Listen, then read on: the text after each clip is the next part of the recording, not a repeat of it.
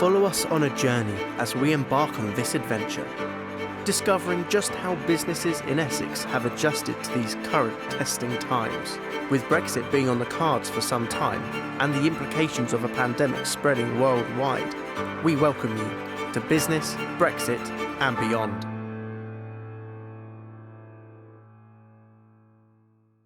Essex is a really important gateway for Europe and the rest of the world. The flow of trade with Europe now requires intervention and controls.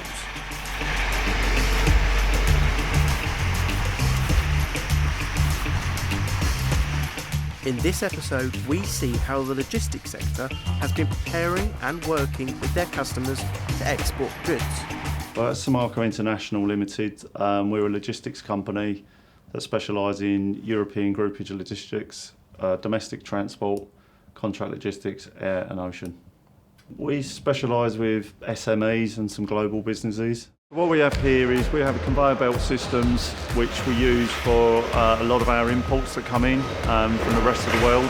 And as you see on here, we've got a container here on the doors that's coming from China.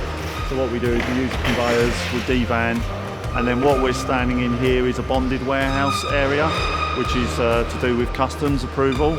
So until it's actually cleared by customs and approved, we cannot ship it out of this area. And so once these goods are cleared for distribution, they will either go onto our own vehicles or they will go on what we've here. We've got double deckers here, so we run these up into the hub for UK distribution.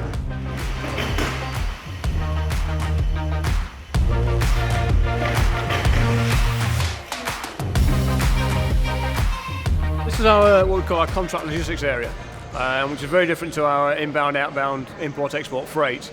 This is more of a deep storage area.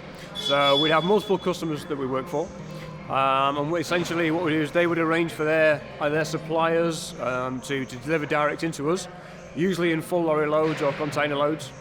We would then unload that stock and store that in deep storage, usually in full pallet quantities. So as you can see behind, we've got full pallets all of the same product. So we would store it like that until we then receive their customer orders. Some pallets are a standard pallet size, some pallets are a European standard, which are narrower, so we have to adjust our forklifts and we have adjustable forks so that we can manage different pallets. I mean, we can adjust our racking accordingly if required.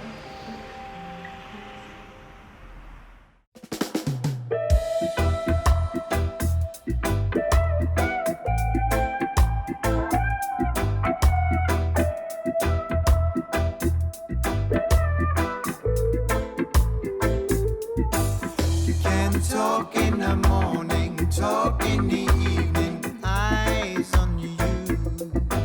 You can talk to your brother. My exotic fruit, an idea of mine way back in 2013, in fact. So we're now in our 7th or 8th year. It was off the back of travels to Thailand, my first journey around Asia. A backpacking trip with my partner Christina, who still works with me today within the business. Our first trip to Thailand opened my eyes to a wonderful world of diverse, colourful, nice smelling, tasty, unusual fruits. Coming back to the UK in the end of 2013 and 14, my brain was ticking. What can I do? I feel like there's something I can make something of this. So actually what happened was I started my own mobile bar. We operated the bar for a few years. But when we'd do an event, people would often say, that fruit's fantastic, how can I try it? That brought me on to my next idea, which was, let's sell the fruit. So a few years into the business, we then decided to start selling the fruit at events, and now we find ourselves here today as a website, an online retailer. All right, welcome to the My Exotic Fruit Warehouse, where all the action happens. With me here is just a small selection of the products we offer. We actually have about 560 lines we sell in the business. Majority is fresh fruit, but certainly some frozen and dried as well. In the warehouse, we have a team of up to 7 people on a daily basis packing their orders. Targeting on the best days a couple of hundred orders at the moment, hoping to achieve more. The guys pack predominantly fruit straight into boxes to be delivered to people's doors. Our last product line I should mention is our baskets. So our unusual fruits make a fantastic gift opportunity. So we see quite a lot of interest in our gift baskets, and usually twice a week, it often falls on Wednesdays and Thursdays, we pack and dispatch our gift baskets for delivery to people's houses.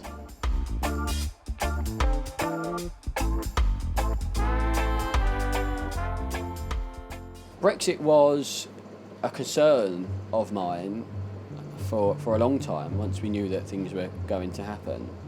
And as we approached the end of 2020, it really was on my mind, what are we going to do?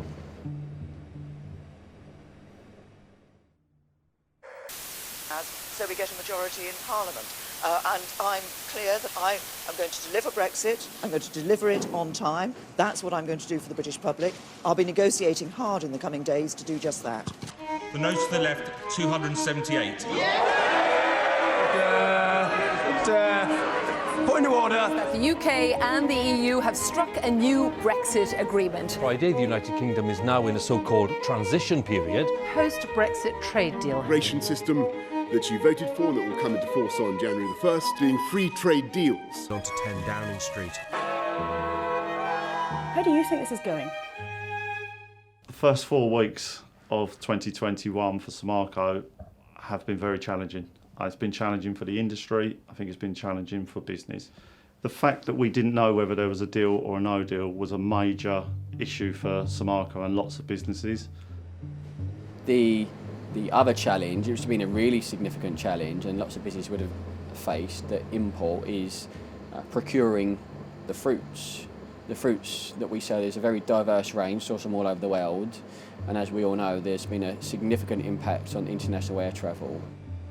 Customers not quite understanding what the rules are.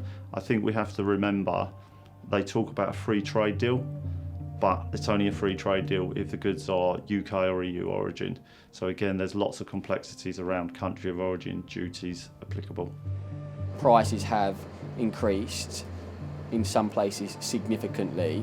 Some of the things we sell are now 2 to 3 times what they once were. So that is obviously a large increase to pass on to our customers. So I use this analogy a lot. Previously, you could ship a pallet from Essex to Madrid the same way as you'd ship a pallet from Essex to Manchester. You cannot do that anymore. The logistics, the transport is not as effective as it once was. There's more time required at the airport. The airports have been backlogged, so it takes more time for the produce to be cleared and delivered to our warehouse. There's less opportunity or less available flights in the air freight space. We find it basically impossible to find the commodity codes ourselves. So we need someone to work alongside us to provide these commodity codes, and hopefully at an affordable rate. With our business being fruit related, it's a fairly low margin business. I think the logistics sector, is positive. I think it's going to elevate our industry. I think it's adding more professionalism to our industry. It's a shame that we've had to pause on our European orders, but we certainly are eager to get back into Europe. At the moment, we're diverting all of our attention and energy and resources into our UK customers, in all honesty, because we are experiencing that significant growth.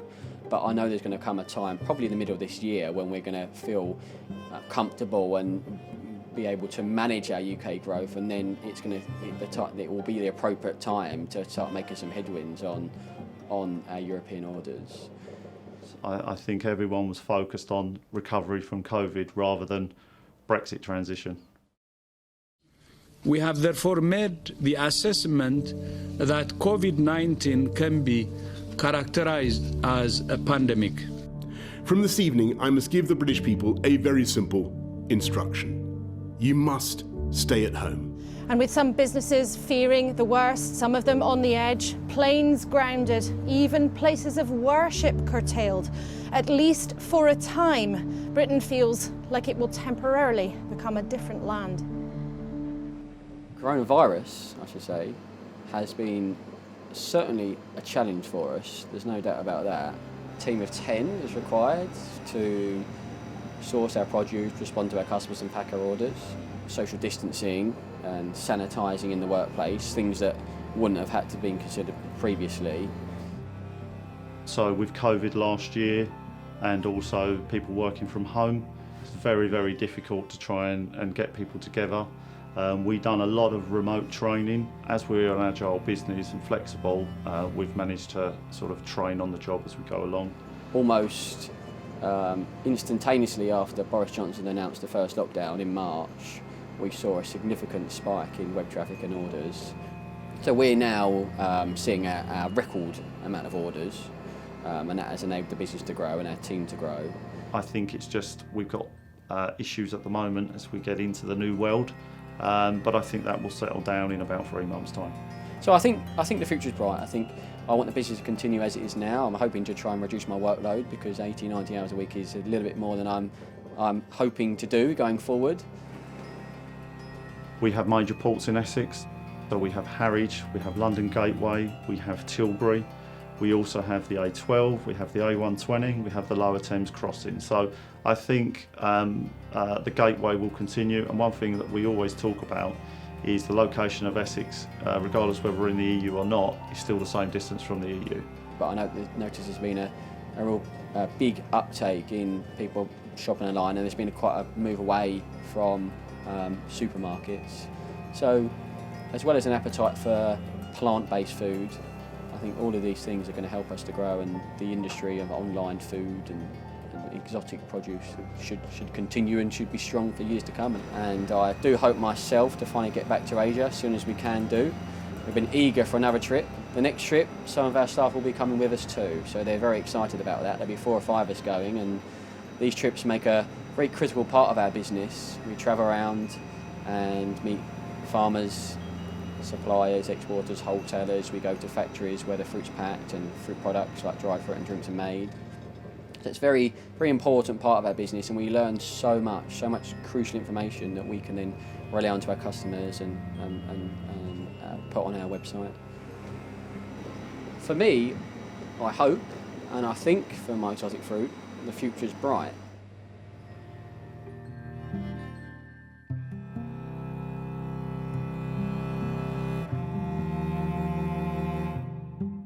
If you'd like to find out more about trading with the EU, head over to our website at www.utas-essex.org for more information and resources.